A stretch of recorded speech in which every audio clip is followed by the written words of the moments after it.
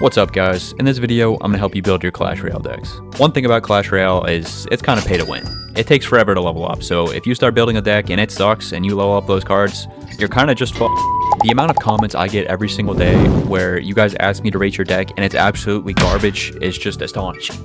I don't know how you ever win, so let's fix that. I've got my topics on the screen and timestamps. Hopefully after you're done watching this video, you can build an actually good Clash Royale deck, and then when you submit it to me, I won't lose every single game I play with it. Alright, so first we have the deck archetypes. These are the different types of strategies you can use to try to win the game. I'm going to go over the 6 different types and their objectives, and you need to pick which one sounds the most fun to you. With a cycle deck, you have a card that you want to get to and play as many times during a game as possible. It's usually going to be a card that's hard to defend, and your opponent won't have that many options to defend it effectively. Because of that, it's usually got a lot of low elixir cards, so you can get back to that card quicker than your opponent can get back to his counter.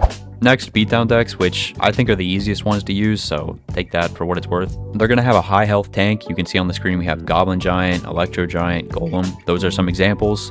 And you have a lot of support troops, and you look to build like 1 or 2 massive pushes that are just kind of unstoppable. Control decks are defensive. Ideally, you want to take like no damage in the entire game. They usually have buildings and really good defensive cards, and then you counter push, and a lot of times your damage is going to be like chip damage. It's not like beatdown where you try to take the entire tower in one huge push. Your damage is going to come over time in multiple attacks. If you're good and your opponent's good, a lot of times control decks go to the end of overtime too, so if you're a fan of wasting people's time, control's for you. Bait decks are made up of cards that your opponent's going to want to use spells on. Basically, you bait out the spells with 1 or 2 of these cards, and then once the spells are out of cycle, you can deal damage to the towers with the other ones. It sounds super simple, but like control decks, you're dealing chip damage usually, so you have to know a lot of small interactions to get that damage, and you also have to make predictions for damage sometimes, so it's got a high skill cap. Siege is just Mortar and Expo. You'll deal damage from over the bridge, which is out of tower range. It's super annoying. If you decide to main Siege, I'll just be disappointed in you. Lastly, we have Bridge Spam, which is my main. Bridge Spam is like an offensive, aggressive strategy. You try to gain an elixir advantage and punish your opponent's mistakes. It's good at counter pushing, has a lot of cheap pressure cards, and is good for dueling pushes as well. The weakness of it is defense. So now you know all the different deck archetypes, aka ways to win the game, and you've hopefully chosen one that you want to build your deck around.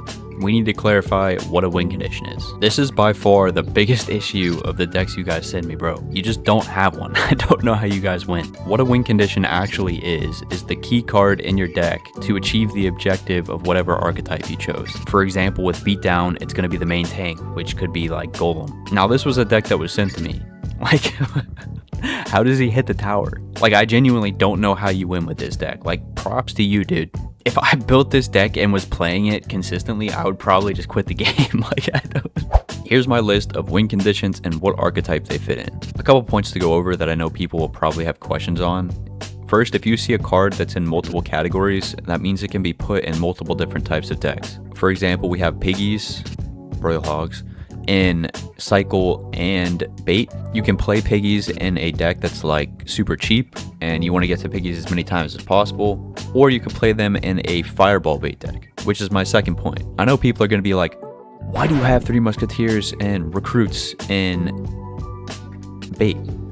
Well, you can have 2 different types of bait decks. You can have cheap spell bait decks like you want to bait out Log, or you can bait out bigger spells like Fireball. A third thing is people might also say recruits and 3 Musketeers aren't even a win condition, which is sort of true. They're like co-win conditions where you don't want to have them as your only win condition in the deck.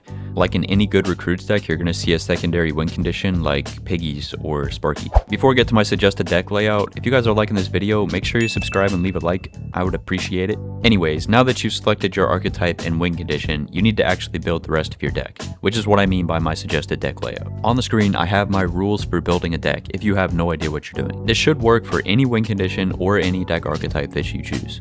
You're going to add your win condition, 2 air support troops, 2 spells, 1 bigger meaning more expensive and 1 smaller, less expensive obviously, and then a mini tank, a building or a swarm card. If you don't know what a swarm card is, it's like Goblin Gang or a Skeleton Army, something like that. And then lastly, up to you based on what you feel that you need in whatever you've built so far.